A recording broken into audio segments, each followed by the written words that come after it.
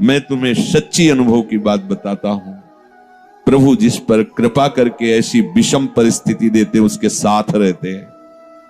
ये बात पकड़ लो। जब तुम्हें सब छोड़ रहे हो, प्रतिकूलता घेर रही हो, अव्यवस्था घेर रही हो, तो तुम आसपास अनुभव करना वो है, क्योंकि वो ऐसे में छोड़ नहीं सकता। जब वो इतना बड़ा कृपा करके हमारे साथ महामहिम कार्य कर रहा है, माया मुक्त करने, वो जानता है कि ये बहुत कमजोर हैं, लड़खड़ा जाएंगे, इसलिए वो साथ रहते हैं, हरि साथ रहते हैं। और वो धीरे धीरे कहते रहते, मैं तुम्हारे पास हूं, डरना मत। संत रूप में, गुरु रूप में, शास्त्र रूप में वो समझाते रहते, डरना मत, मैं तुम्हारे पास हूं। सच सच वो अपनी गोद में ले लेते हैं ऐसे उपासक को, वो अपने अंक में ले लेते हैं। जिसको जगत से निराशा मिली वो हरि की गोद में बैठ जाता है। तो बलिहारी है ना ऐसी निराशा की, ऐसे दुख की। अब हम कभी भूल न करें, धन की प्राप्ति, कीर्ति की प्राप्ति, जगत में सम्मान की सफलता, इसमें कभी भगवान की कृपा का अनुभव न करें, ना करें, आज्ञा दे रहे हैं। महाराज अम्बरीश अपने समस्त वैभव को स्वप्न तुल्य मानते थे, चरित्र में आया है। उसका कोई महत्व तो नहीं होना चाहिए। दीनता, दुख, अभाव, निंदा, असम्मान, ये महामधुर मंगलमय भगवान की कृपा हुई है, इसे आदर पूर्वक स्वीकार करो। फिर ध्यान दीजिए, धन, मान, कीर्ति, जगत की प्रत्येक सफलता, अनुकूलता, इसमें कभी भगवान की कृपा को मत मानो। ये महापुरुषों के वचन है। दूसरे इसमें टिप्पणी कर सकते हैं कि भगवान की कृपा न माने, तो इसमें क्या माने? ये भगवान की कभी कृपा नहीं हो सकती।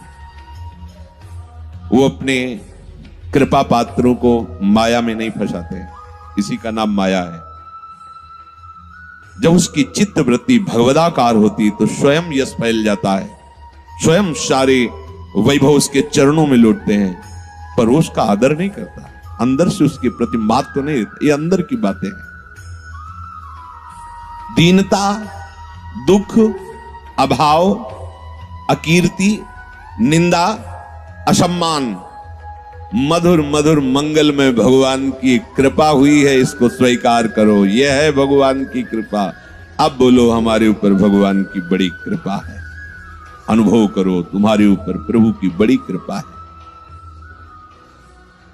जो इस मार्ग में अमुक प्रकार का अगर वास मिल जाता, अमुक अमुक प्रकार की हमारे को सुविधा मिल जाती, अमुक भोजन पद्धति से मिलता, अमुक प्रकार से लोग हमसे मिलते,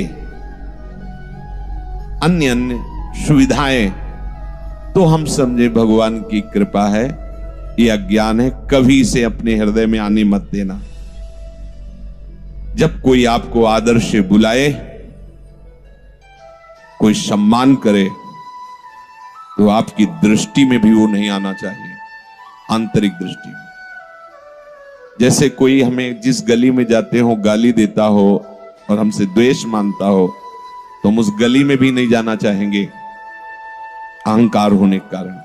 ऐसे भक्त जिस गली में आदर होता हो, माला पहनाया जाता हो, उसकी कीर्ति सम्मान हो, उस गली में नहीं जाना चाहिए। और जिस गली में अपमान होता हो, गाली मिलती हो, हफ्ते में 1-2 बार तो उसमें जाना ही चाहिए, जिससे पता चलेगा कि हमारे हृदय की स्थिति क्या है। यह है उलट आप में समाये, ये उल्टा मार्ग है। जब आपके हृदय में निंदा करने वाले का और प्रशंसा करने वाले का, दोनों के प्रति कोई भगवत भाव की सिवा अन्य भाव ना हो, तो समझ लेना अब कृपा फलीभूत हो गई है, अब हृदय की स्थिति बन गई।